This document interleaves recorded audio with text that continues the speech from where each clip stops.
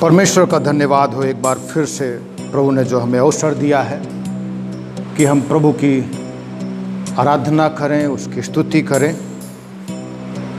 और इन सारे आश्चर्य कर्मों के लिए प्रभु का धन्यवाद जो पिछले दिनों में प्रभु ने हमें हमारे जीवन में किया है और उसने हमें संभाल करके रखा है और उसने हमारी रक्षा की हिफाजत की है। इस इतवार जबकि आज आराधना का दिन है और प्रभु ने हमें एक जगह इकट्ठा किया है अपने अपने घरों में कि हम प्रभु की आराधना करें और हम प्रभु का वचन देखेंगे। जैसा कि परमेश्वर ने मुझसे बातचीत की है कि मैं आपके साथ वार्तालाप करूं, बातचीत करूं प्रभु के वचन से। मेरे साथ निकाल सकते हैं 2 कुरिन्थियों 11 अध्याय 1 और 2 वचन। यहां पर प्रभु का सेवक इस प्रकार से लिखता है, यदि तुम मेरी थोड़ी सी मूर्खता सह लेते तो क्या ही भला होता। हां, मेरी सह भी लो, क्योंकि मैं तुम्हारे विषय में ईश्वरीय धुन लगाए रहता हूं, इसलिए कि मैंने एक ही पुरुष से तुम्हारी बात लगाई है कि तुम्हें पवित्र कुंवारी के समान मसीह को सौंप दूं। यहां पर प्रभु का सेवक पौलुस कुरिन्थियों के विश्वासियों को लिख रहे हैं, मैं तुम्हारे विषय में ईश्वरीय धुन लगाए रहता हूं कि मैंने एक ही पुरुष से तुम्हारी बात लगाई है कि तुम्हें पवित्र कुंवारी के समान मसीह को सौंप दूं। मेरे प्रियो, यहां पर प्रभु का सेवक पौलुस उनको फिर से एश्योरेंस दिला रहा है, भरोसा दिला रहा है कि मैं जो कुछ भी काम कर रहा हूं और जो कुछ भी बोलता हूं वो सब इसलिए क्योंकि मैं चाहता हूं कि मैं तुम लोगों को पवित्र कुंवारी के समान। यहां पर पवित्र कुंवारी शब्द क्यों इस्तेमाल करता है पौलुस, उसके विषय में हम चर्चा करेंगे। लेकिन मेरे प्रियो, थोड़ा सा चीज मैं बताना चाहता हूं, बैकग्राउंड जो यहां पर पौलुस कहता है मेरी थोड़ी सी मूर्खता सह लेते। यहां पर इसलिए क्योंकि पौलुस अपनी पहली मिशनरी यात्रा में कुरिन्थियों की कलीसिया की स्थापना करता है, लेकिन फिर कुछ गड़बड़ियां होती हैं, समस्याएं खड़ी होती हैं। उसने एक पत्री लिखा है वहां से लौटने पर इफिसुस से, लेकिन वो समस्या हल नहीं होती है। उसके बाद फिर से खलोए के घराने के लोग आते हैं और बताते हैं कि समस्याएं हैं। वो फिर से एक पत्री लिखता है जिसको आज हम कुरिन्थियों की पहली पत्री कहते हैं। लेकिन उसके बाद फिर से एक समस्या खड़ी होती है और वहां पर जाकर के झूठे शिक्षक जाकर के बातचीत करते हैं और लोगों को अपने शिक्षाओं में लेते हैं। और जब इसकी सूचना मिलती है तो पौलुस एक छोटा सा, बहुत क्विक ट्रिप बोलते हैं अंग्रेजी में, जल्दी एक यात्रा करता है इफिसुस से कुरिन्थियों और उन लोगों के सामने, उन झूठे शिक्षकों का सामना करता है वहां के विश्वासियों के सामने। लेकिन उसको दुख होता है कि कुरिन्थियों की कलीसिया के लोग पौलुस के साथ नहीं खड़े होते हैं, वो बस स्पेक्टेटर की तरह व्यवहार करते हैं। और इस प्रकार से वो वहां से निराश होकर के आता है। हो सकता है वहां पर उस कुरिन्थियों के विश्वासियों को कुछ बोलता है, बातचीत करता है, और जब वहां पर जो भी बातचीत होती है उसको यहां पर कहता है तुम मेरी थोड़ी सी मूर्खता सह लेते।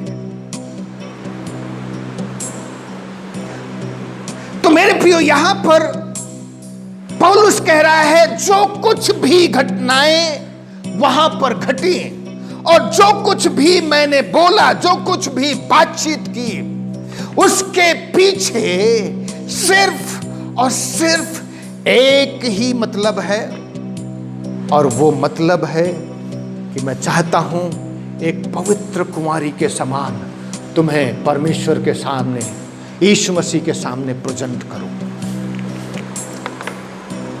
सो यहां पर प्रभु का वचन बताता है मैंने एक ही पुरुष से तुम्हारी बात लगाई है, और वो है मसीह। यहां पर एक उद्धारकर्ता और मुक्तिदाता मसीह यीशु के विषय में और कलीसिया के और मेमने के विवाह के विषय में वो चर्चा कर रहा है।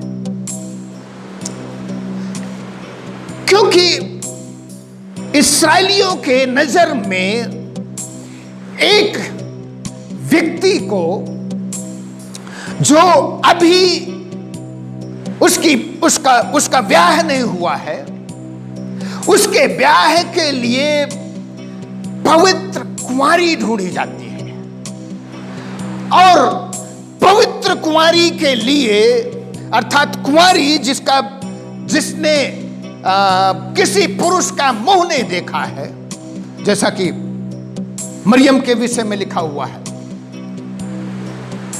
ये कुंवारी अपने होने वाले पति के लिए अपनी वर्जिनिटी अर्थात पवित्रता, कुंवारीपन को संजो करके रखती है, संभाल करके रखती है। और ये वहां की नजर में एक बहुत बड़ा सम्मान की बात होती है। एक कुंवारी के लिए जिसने कभी किसी पुरुष का मुंह नहीं देखा है और उसने अपनी पवित्रता को, वर्जिनिटी को अपने पति, होने वाले पति के लिए संभाल करके रखती है। और वैसे ही पुरुष के लिए भी ये एक आदर और सम्मान की बात होती है कि वो एक पवित्र कुंवारी से विवाह करे। हालेलुया। और वो चीज होगी अंत के दिनों में जब यीशु मसीह आएगा, पवित्र कलीसिया उठाई जाएगी और मेमने के साथ उसका मिलन होगा।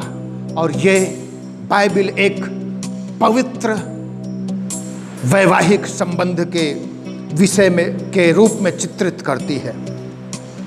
तो इस प्रकार से पौलुस कहता है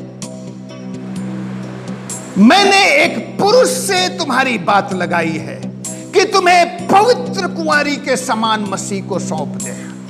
एक कलीसिया के रूप में, एक आदर और सम्मानित कलीसिया के रूप में हम कैसे अपनी जगह बना सकते हैं मेरे प्रियो, यह हमें देखना है।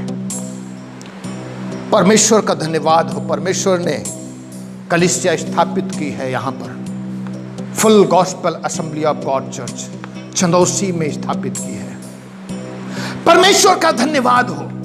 लेकिन परमेश्वर चाहता है ये full gospel assembly of God एक सम्मानित कलीसिया बने, एक आदरणीय कलीसिया बने, जिसके विषय में अन्य कलीसियाएं, जो स्थानीय कलीसियाएं हैं, वो स्थानीय कलीसियाएं जब full gospel assembly of God church Chandausi को देखें तो आदर और सम्मान के रूप में देखें, एक ऐसी स्त्री के रूप में ना देखें, एक ऐसी महिला के रूप में ना देखें जो बेविचारिन, अपवित्र और अशुद्ध महिला है। हम सब विश्वासी इस कलीसिया के अंग हैं, इस कलीसिया के हिस्से हैं मेरे प्रियो, अंश हैं। हमारी कलीसिया में कोई भी विश्वासी के पास अगर झूठा शिक्षक और झूठी बात करने वाला व्यक्ति अगर आता है और अगर हम उनके बातों में पड़ जाते हैं तो हमें जांचने की जरूरत है, कहीं हम उस व्यभिचार रूपी पाप की ओर आकर्षित तो नहीं हो रहे हैं। मेरे प्रियो, इससे पहले मैं और चीजों के विषय में चर्चा करूं, मैं आपको बताना चाहता हूं, यहां पर पौलुस जब कुरिन्थियों के विश्वासियों को लिखता है तो उसके पास, उसके दिमाग में क्या क्या चीजें हैं। पहली चीज, कलीसिया, कुरिन्थियों की कलीसिया संघर्ष कर रही थी अपने आप में, अपने आप में कुरिन्थियों की कलीसिया संघर्ष कर रही थी। जैसे कि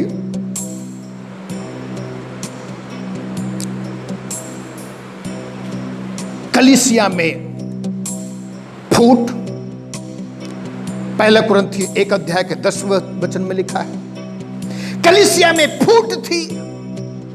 कोई कहता था मैं पौलुस का हूं, कोई कहता था मैं अपुल्लोस का हूं। तो इस प्रकार से पास्टर और सेवकों में कलीसिया के लोग बटे हुए थे। 3 अध्याय, पहला कुरिन्थी 3 अध्याय का 3 वचन में बताता है, कलीसिया में गुटबंदी थी और गुटबंदी की भर्त्सना करता है पौलुस। और 5 अध्याय का 1 वचन में लिखा है, कलीसिया में अनैतिकता थी जहां पर एक पुरुष अपनी सौतेली मां को पत्नी के रूप में रख लेता है। और 6 अध्याय का 1 वचन में लिखा है, कलीसिया में मुकदमेबाजी थी। सो मेरे प्रियो, कलीसिया अपने आप में स्ट्रगल कर रही थी, संघर्ष कर रही थी। शैतान आज भी ऐसा ही कार्य करता है कलीसियाओं में। पुरानी कलीसिया में भी गुटबंदी थी, जहां पर प्रभु का वचन हम पढ़ते हैं प्रेरितों का काम 6 अध्याय में, तो वहां पर यूनानी भाषा बोलने वाले लोग कहने लगे इब्रानी भाषा बोलने वालों से कि हमारी विधवाओं की सुधि नहीं ली जा रही है। तो वहां पर गुटबंदी थी। शैतान ने यीशु मसीह के चेलों में गुटबंदी कर दी, जिसमें कि 3 लोग इनर सर्किल कहलाते थे और 9 लोग जो है आउटर सर्किल कहलाते थे। तो शैतान कभी भी चुप नहीं बैठता है मेरे प्रियो, वो सदैव संघर्ष करता रहता है कि कलीसिया में फूट हो। और आज भी कलीसियाओं में शैतान फूट लेकर के आता है। कहीं भी जाकर के देखें, कलीसियाओं में गुटबंदी है, फूट है, कभी कोई, कभी कुछ, कभी कुछ। कभी कलीसियाओं में राजनीति है, कभी कलीसियाओं में स्वार्थ है। और इस प्रकार से एक कलीसिया में कई गुट के लोग हो जाते हैं, कई गुटबाजी है, जो परमेश्वर की नजर में बहुत बड़ा पाप है। क्योंकि परमेश्वर का वचन बताता है तुम एक मन रहो, एक ही चित्त के रहो। सो लगातार शुरू से जब हम पौलुस की पत्रियां पढ़ते हैं, रोमियो की पत्री से लेकर के लास्ट, जैसा कि लोग बताते हैं, इब्रानियों की पत्री तक, वहां सब हर एक पत्री में कहीं ना कहीं एकता की बात लिखी हुई है। पौलुस कहता है एक मन रहो, एक चित्त के रहो। लेकिन शैतान बहुत गड़बड़ियां कर रहा है। मेरे प्रियो, हम परमेश्वर के लोग हैं, हमें पवित्र आत्मा की बहुत ज्यादा जरूरत है। यीशु मसीह के अनुग्रह की बहुत ज्यादा जरूरत है। सच में हमें पवित्र आत्मा से भरने की जरूरत है, ताकि ये गुटबाजी हमारे बीच से चली जाए, फूट हमारे बीच से हटे, कलीसियाओं में अनैतिकता हट जाए, कलीसिया में एक दूसरे के विरोध में जो मुकदमेबाजी है। कई बार अभी हम देखते हैं एक विश्वासी दूसरे विश्वासी के ऊपर मुकदमा ठोक देता है, एक परिवार दूसरे परिवार के ऊपर मुकदमा ठोक देता है। क्या तुम्हारे पास और विश्वासी नहीं है?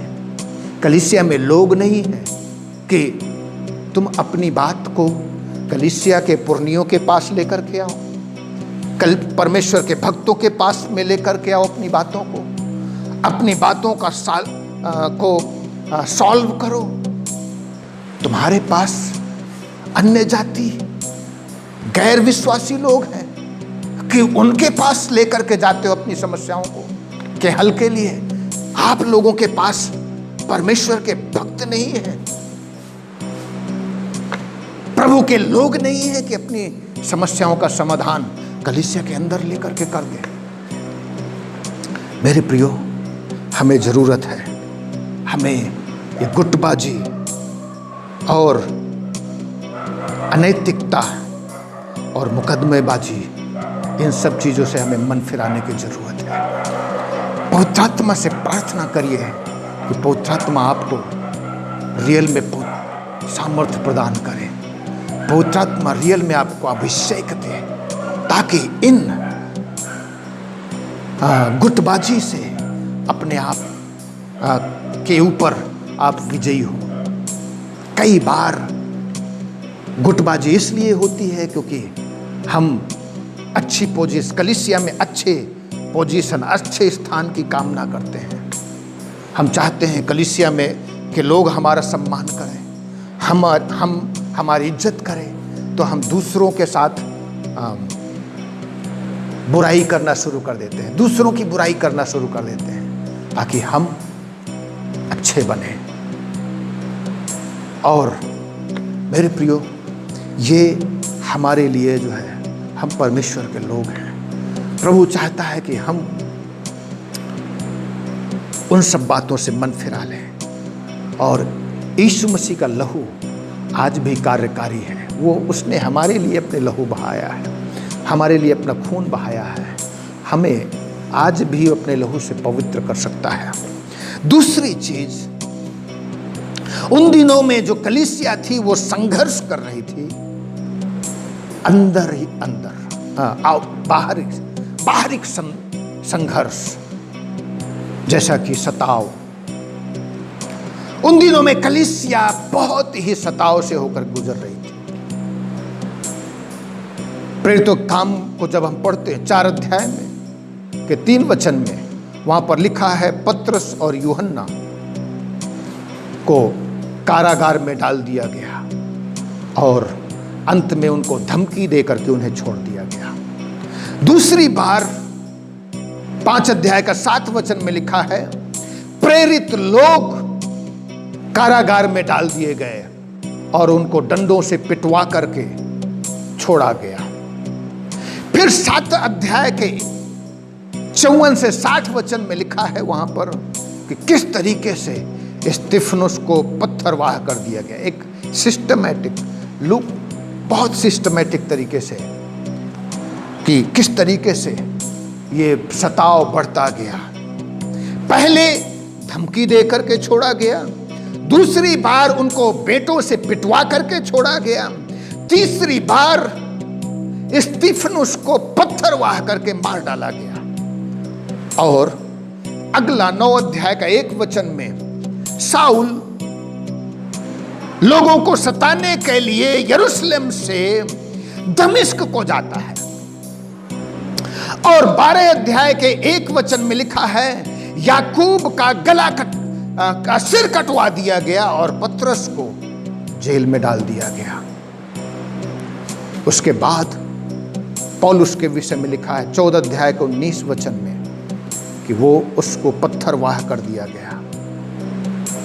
16 अध्याय के 25 वचन में लिखा है प्रेरितों के काम कि पौलुस और सिलास को फिलिप्पी की जेल में डाल दिया गया। 19 अध्याय के 23 वचन में लिखा है कि किस प्रकार से इफिसुस में पौलुस के विरोध में विद्रोह हुआ, रायट। और रायट के लिए जो शब्द है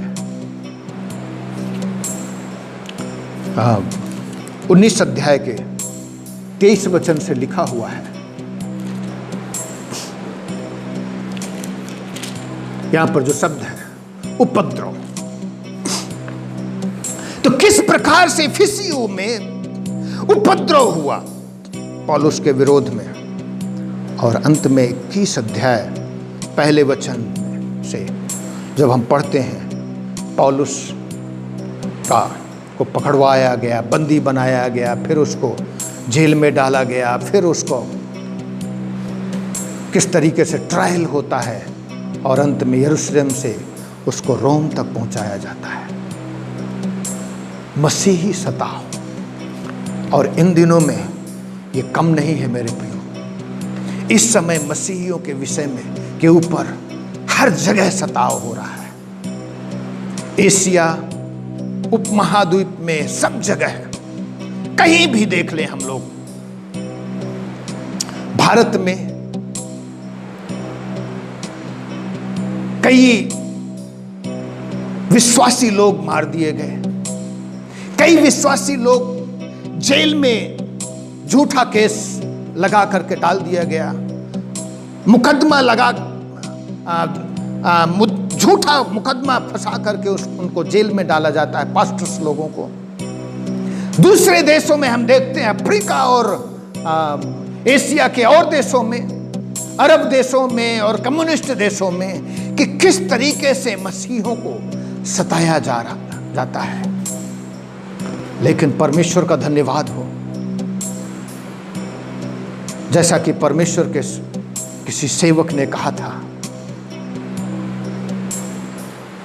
blood of martyr is the seed of the church. जो शहीद, मसीही शहीद लोगों का जो खून होता है वो कलीसिया के लिए एक बीज का काम करता है। और परमेश्वर हर जगह अपने लिए लोगों को चुन रहा है, बुला रहा है।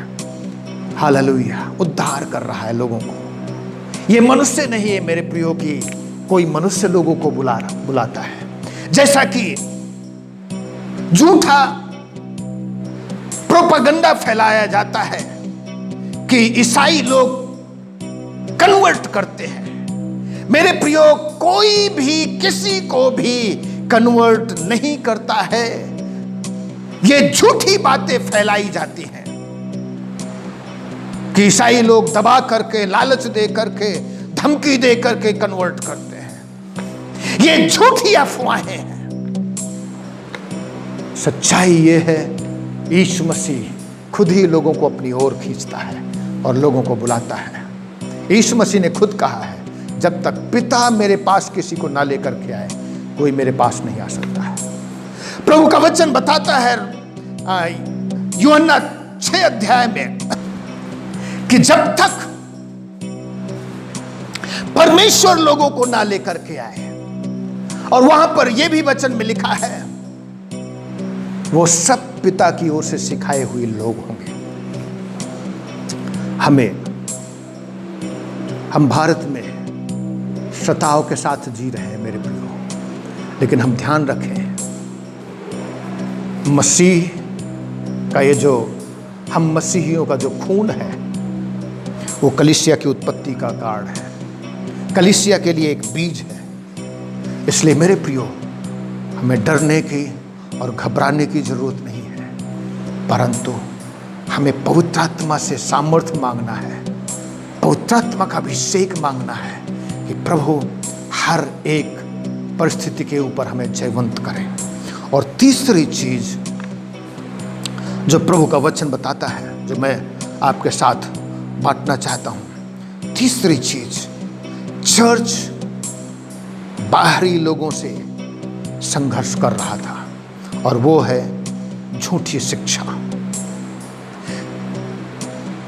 कुरिन्थियों की कलीसिया झूठी शिक्षा और झूठी शिक्षकों के साथ संघर्ष कर रहा था।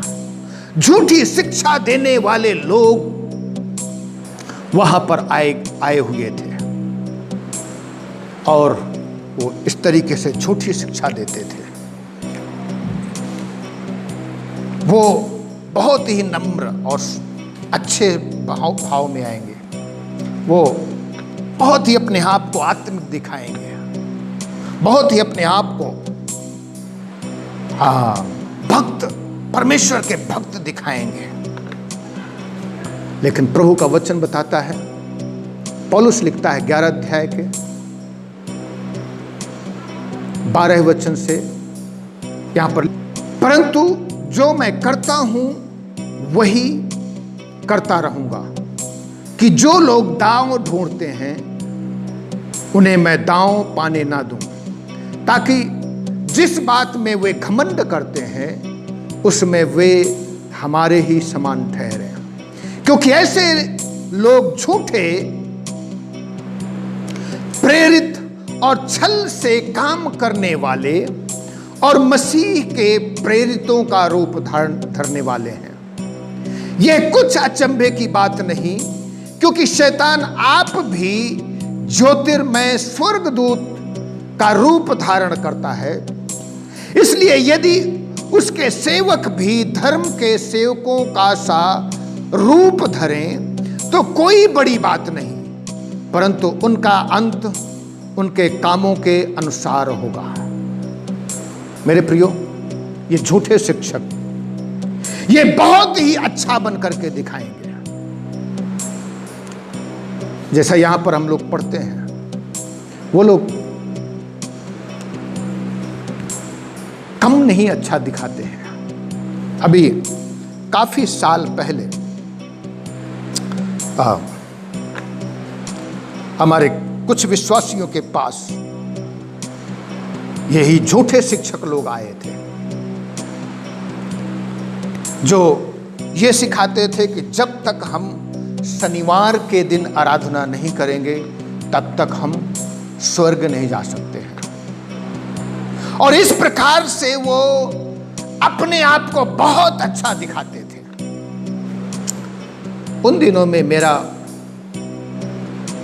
ज्यादा अनुभव नहीं था कि ऐसे लोगों के साथ कैसे डील करें, क्योंकि वो हमारे विश्वासी थे और कई सालों के साथ से वो लोग विश्वासी थे। मैंने जाकर के उन लोगों से बातचीत की, उनको बताया, और ये जो शनिवार के दिन आराधना करने वाले लोग थे, ये बाहर नित्य क्रिया में गए हुए थे शाम को, और जब मैं उन लोगों से बातचीत कर रहा था तो वो भी आ गए। तो मैंने अपने विश्वासियों को बताया कि प्रभु का वचन बताता है सारी जाति के लोगों को चेला बनाओ। क्यों आपके ही जो ऑलरेडी यीशु मसीह के चेले हैं, उनमें से जो व्यक्ति आए हुए थे, उन्होंने जानते हैं क्या जवाब दिया? उन्होंने कहा, कुत्तों के इलाके होते हैं, मनुष्यों के नहीं। आई वॉज शॉक्ड, मैं बहुत दुखी हुआ। और उनकी इस बात पर वो हमारे विश्वासी चुप रहे, मौन रहे। उन्होंने एक शब्द भी नहीं बोला। और अंत में मैं चुपचाप चला आया, क्योंकि मैं उनकी तरह और नीचे नहीं गिर सकता था। अपने वार्तालाप में परमेश्वर का मैं सेवक था, इसलिए मुझे अपनी डिग्निटी, अपना सम्मान बना करके रखना था। इसलिए मैं कुछ भी नहीं बोला और मैं सीधे चला आया। मेरे प्रियो, ये झूठी शिक्षा से हम लोग स्ट्रगल करते हैं, संघर्ष करते हैं। प्रभु का वचन बताता है, अगर हम लोग प्रेरितों का काम 15 अध्याय का 1 वचन पढ़ें, वहां पर इस प्रकार से लिखा हुआ है, फिर कुछ लोग यहूदिया से आकर भाइयों को सिखाने लगे, यदि मूसा की रीति पर तुम्हारा खतना ना हो तो तुम उद्धार नहीं पा सकते। जब पौलुस और बरनबास का उनसे बहुत झगड़ा और वाद विवाद हुआ, तो यह ठहराया गया कि पौलुस और बरनबास और उनमें से कुछ व्यक्ति इस बात के विषय में प्रेरितों और प्राचीनों के पास यरूशलेम को जाएं। मेरे प्रियो, सो यहां पर मूसा की रीति पर खतना बहुत आजकल। अभी एक विश्वासी भाई से मेरी बातचीत हो रही थी। उनके यहां एक व्यक्ति आए थे जो ओनली जीसस, पिता पुत्र गायब, ओनली जीसस। जबकि जब हम प्रभु का वचन पढ़ते हैं और लास्ट में जब हम आशीष वचन को देखते हैं कुरिन्थियों की दूसरी पत्री में, वहां पर पौलुस कहता है, अब हमारे परमेश्वर पिता का प्यार, उसके पुत्र यीशु मसीह का अनुग्रह और पवित्र आत्मा की सहभागिता। पिता, पुत्र और पवित्र आत्मा के नाम से लेकर के वो कुरिन्थियों की कलीसिया को आशीष दे रहा है। लेकिन हम बहुत झूठे शिक्षक और झूठे भविष्यवक्ता उठ करके खड़े होंगे जो अपने पेट के लिए कार्य करेंगे। और अभी फिलहाल में मैं बातचीत कर रहा था तो एक भाई ने बताया कि एक पास्टर और उनकी पत्नी है, वो अपने आप को फादर और उनकी पत्नी अपनी पत्नी को जो है विश्वासियों से मदर कहलवाते हैं। लेकिन तुम्हारा एक ही पिता है, प्रभु का वचन बताता है, और वह है परमेश्वर। किसी को पिता मत कहना, एक ही पिता है, वो परमेश्वर है। तो बहुत सारे झूठे शिक्षक इस दुनिया में आएंगे और ये साधारण नहीं है, ये बहुत अच्छे अपने आप को करके दिखाएंगे। लेकिन प्रभु का वचन कहता है ये आश्चर्य की बात नहीं, क्योंकि कुछ अचंभे की बात नहीं, क्योंकि शैतान आप भी ज्योति में स्वर्गदूत का रूप धारण करता है। यदि उसके सेवक भी धर्म के सेवकों का रूप धारण करें, कोई बड़ी बात नहीं। तो शैतान खुद ज्योतिर्मय स्वर्गदूत का रूप धारण करता है, और अगर उसके सेवक अर्थात जो अपने आप को पास्टर और ये सेवक कहलाते हैं, जो परमेश्वर के शिक्षा से अलग हट जाते हैं, आगे बढ़ जाते हैं, तो कोई अचंभे की बात नहीं है। वो भी बहुत अच्छे और अपने आप को भक्त दिखाएंगे, लेकिन उनके गुणों से हम लोग पहचान लेंगे, और उनका जो अंत होगा वो सदैव डिस्ट्रक्शन और अर्थात विनाश होगा। सो आइए हम लोग अपने आप को देखें, हम लोग प्रार्थना करें यीशु मसीह ने आप सबके लिए और हमारे लिए अपना लहू बहाया है। यीशु मसीह का लहू आज भी कार्यकारी है। आइए मेरे प्रियो, हम पापों से पश्चाताप कर लें, प्रभु के अनुग्रह को मांगे कि प्रभु इन चीजों के ऊपर विजय पाने के लिए हमें सामर्थ्य प्रदान कर। पहली चीज तो कलीसिया में हम लोग एकता को बना करके रखें। प्रभु बाहरी समस्याओं का सामना करने के लिए हम लोगों को अपना अनुग्रह दे, ताकि हम जब सताव का सामना करते हैं तो प्रभु हम लोग हियाव के साथ जीवन व्यतीत कर सकें। और तीसरी चीज, हम लोग झूठे शिक्षकों से सावधान रहें। मेरे प्रियो, ये चीजें हैं जो हमें हमारी पवित्रता को दूर कर देती है, हमें हमारे जीवन को अशुद्ध कर देती है। जहां पर हम देखते हैं जब हमारे बीच से एकता हट चली जाती है, क्योंकि प्रभु ने जब जोड़ा है तो उसने कहा है जिसे परमेश्वर ने जोड़ा है उसे कोई अलग ना करे। प्रभु ने हमें जोड़ा है, इकट्ठा किया है, हम एक मन रहे, एक चित्त के रहे, प्रभु के साथ अनुग्रह में जीवन व्यतीत करें, हर एक विरोध का सामना करें और झूठे शिक्षकों से अपने आप को बचा करके रखें।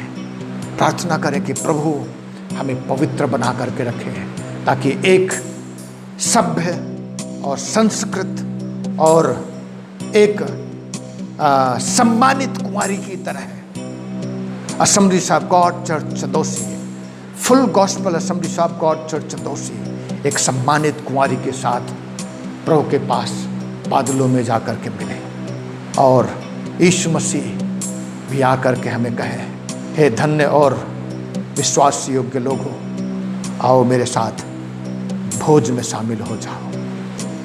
प्रार्थना में जाने से पहले हम लोग एक भेंट लेंगे और गीत गाएंगे और भेंट। सबको जय मसीह की। परमेश्वर का धन्यवाद उस सुंदर समय के लिए।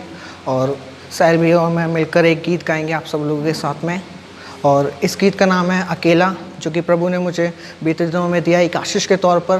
अकेलापन जब हम अपने जीवन में महसूस करते हैं तो बहुत सारी चीज़ें हमें गिराने के लिए शैतान लेकर आता है, लेकिन प्रभु यीशु मसीह इकलौता वो नाम है जो हमें संभालता है, हमसे प्रेम करता है और हमारी सारी परेशानियों में हमें बचा कर रखता है।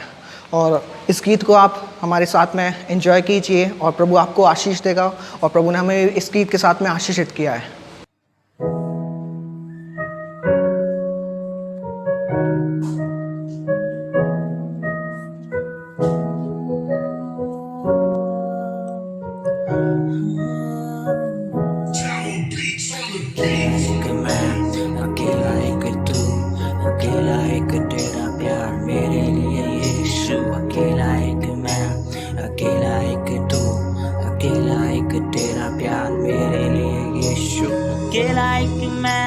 अकेला एक तू, अकेला एक तेरा प्यार मेरे लिए यीशु। अकेला एक मैं, अकेला एक तू, अकेला एक तेरा प्यार मेरे लिए। अकेला शब्द बहुत जाना पहचाना, अकेले शब्द से मैंने खुद को पहचाना। अकेला हूँ मैं तेरा दीवाना, अकेले शब्द को ही इजाजत है सच्चे जमाने को बताना। अकेले ही लड़ा मैं, अब सुनते भाई लोग तभी मुझको पहचाना। अकेले ही मैंने तेरे प्यार को पहचाना, अकेला है तू ही मुझसे प्यार करने वाला। अकेले एक तूने मेरे लिए वो प्याला है पिया, अकेले एक मैंने अपना जीवन तुझको दिया। अकेले एक तूने मेरे लिए वो प्याला है पिया, अकेले एक मैंने अपना जीवन तुझको दिया।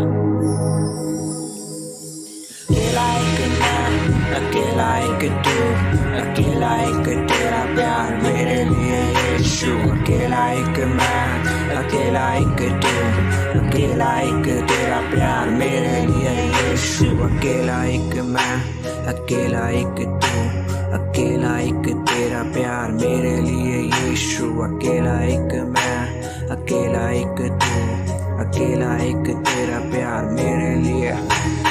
अकेला शब्द बहुत जाना पहचाना, अकेले शब्द से मैंने खुद को पहचाना। अकेला शब्द बहुत जाना पहचाना, अकेले शब्द से मैंने खुद को पहचाना। अकेला हूँ मैं तेरा दीवाना, अकेला हूँ मैं तेरा दीवाना, अकेला हूँ मैं तेरा दीवाना, अकेला हूँ मैं boy। अकेले एक तूने मेरे लिए वो प्याला है पिया, अकेले एक मैंने अपना जीवन तुझको दिया। अकेले एक तूने मेरे लिए वो प्याला है पिया, अकेले एक मैंने अपना जीवन तुझको दिया। अकेला एक मैं, अकेला एक तू, अकेला एक तेरा प्यार मेरे लिए यीशु। अकेला एक मैं, अकेला एक तू, अकेला एक तेरा प्यार मेरे लिए यीशु। जिससे जीने की वजह मैं बना लूं, जिससे जीने की वजह मैं बना लूं, जिससे जीने की वजह मैं बना लूं, जिससे जीने की वजह मैं बना लूं। अकेला एक मैं, अकेला एक तू, अकेला एक तेरा प्यार मेरे लिए यीशु। परमेश्वर पिता, हम प्रार्थना करते हैं अपने सभी विश्वासियों के लिए और अपने लिए। प्रभु, हम एक अच्छी और सम्मानित कुंवारी बना प्रभु, एक कलीसिया के रूप में एक अच्छा और सम्मानित कुंवारी बना, ताकि प्रभु हम तेरे साथ बादलों पर मिल सके। हमारे बीच से प्रभु अपवित्रता को दूर कर, जबकि शैतान खुद ज्योतिर्मय स्वर्गदूत का रूप धारण करके आता है। प्रभु, उसके सेवक लोग भी पवित्र स्वर्गदूत, उसके सेवक लोग भी स्वर्गदूत का रूप धारण करके आते हैं और अच्छे इंसान का रूप धारण करके आते हैं। लेकिन प्रभु, हमें अनुग्रह कर ताकि हम पहचान लें उनको, ताकि हम अपने आप को बचा सकें। कलीसिया की एकता को हम बना करके रखने की कोशिश करें। प्रभु, जब बाहरी सताव आता है, हिम्मत और हियाव के साथ उसका सामना करें। प्रभु, हमें अपने लहू से धो दे, पवित्र कर, हमें अपने सामर्थ्य से भर, हमें अपना अभिषेक दे। यीशु मसीह आज भी तेरा लहू कार्यकारी है, जो हमारे सारे पापों को धो देता है। अनुग्रह कर और आशीष दे। धन्यवाद करते हैं तूने प्रार्थना को सुना है। प्रभु, एक बार फिर से मैं प्रार्थना करता हूँ, यदि कोई बीमार है और तेरा वचन सुन रहे हैं, उन सबको स्पर्श कर, छू करके चंगा कर दे। तो आश्चर्य कर्म कर, यीशु के नाम से मांगते हैं, आमीन आमीन। God bless you and God be with you. सबको जय मसीह की।